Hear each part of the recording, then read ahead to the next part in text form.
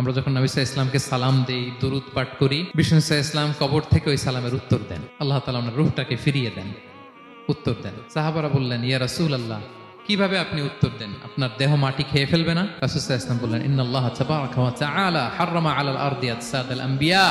আল্লাহ তাআলা নবীদের দেহকে নষ্ট করা মাটির জন্য হারাম করে দিয়েছেন। কোনো মাটি কোনো নবীর দেহকে টাচ করতে পারে না, নষ্ট করতে পারে না। নবীরা কবরে জীবিত, সেখানে সালাত আদায় করে, তাদেরকে স্পেশাল রিজিক দেওয়া হয়। এটাকেই বলা হয় হায়াতুন নবী।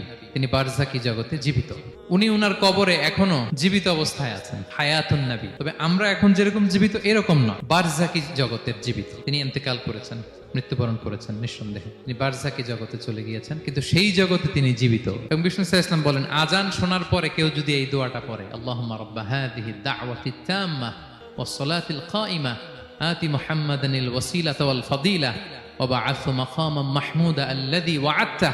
এই দোয়াটা যে পড়ে আজান শোনার পরে, বিষ্ণু সাল্লাল্লাহু আলাইহি ওয়াসাল্লাম বলেন, হাল্লাত লাহু শাফাআতি ইয়াউমাল কিয়ামা। কিয়ামতের দিন তার জন্য সুপারিশ করা আমি নবীর জন্য ওয়াজিব হয়ে যায়। যারা পড়েন না পড়বেন। এবার কিয়ামতে বিষ্ণু সাল্লাল্লাহু আলাইহি ওয়াসাল্লামের কি ফিচার থাকবে একটু কিয়ামতেরটা শুনে শেষ করি। বিষ্ণু সাল্লাল্লাহু আলাইহি ওয়াসাল্লাম বলেন, আনা আউয়ালু মান ইয়ানশাক্কু আনহুল কবরু। কিয়ামতের দিন ময়দানে মাহশারে, হাশরের ময়দানে সর্বপ্রথম আমি কবর ফুঁড়ে উপরে উঠে দাঁড়াবো। কে উঠে দাঁড়াবে?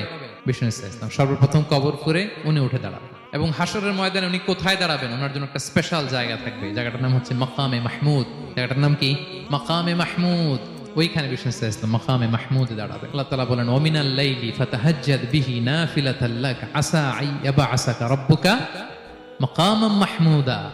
ওখানে বিষ্ণু সাল্লাল্লাহু আলাইহি ওয়াসাল্লাম দাঁড়াবেন, মাকামে মাহমুদে তিনি সিজদায় লুটিয়ে থাকবেন। এবং সেদিন তিনি সুপারিশ করবেন, সাহিবুশ শাফাআ, তিনি সুপারিশ করবেন। অন্য কোন নবী সুপারিশের সাহস করবে, স্পর্ধাও দেখাবে। আদম আলাইহিস সালাম, নূহ আলাইহিস সালাম, ইব্রাহিম আলাইহিস সালাম, সবাই একজন আরেকজনকে রেফার করে, একজন আরেকজনকে রেফার করে, বলবে আমি পারবো না, উনি উনি উনি উনি বলতে বলতে বিষ্ণু সাল্লাল্লাহু আলাইহি ওয়াসাল্লামের কাছে যাবে। মানুষগুলো হয়রান হয়ে যাবে, ক্লান্ত, শ্রান্ত, ঘর্মাক্ত, পিপাসার্ত মানুষগুলো। 50,000 বছর হবে সেই দিনটা, কিয়ামতের দিন। মানুষগুলো পেরেশান, যেই নবীর কাছে যায় বলে পারবো না, উনি উনি। শেষ পর্যন্ত এটা যে বিষ্ণু সাল্লাল্লাহু আলাইহি ওয়াসাল্লামের কাছে ঠেকবে। বিষ্ণু সাল্লাল্লাহু আলাইহি ওয়াসাল্লাম কোথায় থাকবেন যেন?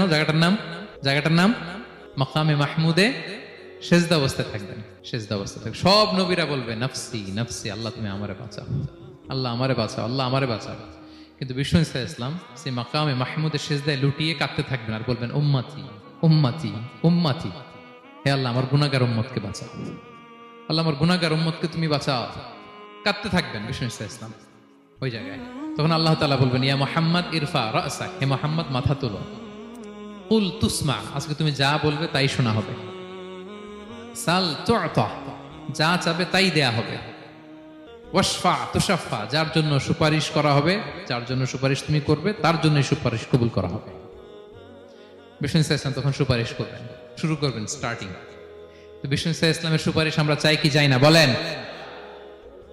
আল্লাহ তাআলা আমাদেরকে বিষ্ণু সাল্লাল্লাহু আলাইহি ওয়াসাল্লামের সুপারিশ লাভে ধন্য করুক, আমরা পড়ি আমিন। বিষ্ণু সাল্লাল্লাহু আলাইহি ওয়াসাল্লাম স্টার্ট করবেন সুপারিশ করা এবং হাউজে কাউসারের পানি বিতরণ শুরু করবেন। হাউজে কাউসারের নাম শুনেছেন? ইন্না আ'তাইনা কাল কাউসার, হে নবী আমি আপনাকে কাউসার দিয়েছি। কাউসারের একটা ব্যাখ্যা হচ্ছে প্রভূত কল্যাণ, আর একটা ব্যাখ্যা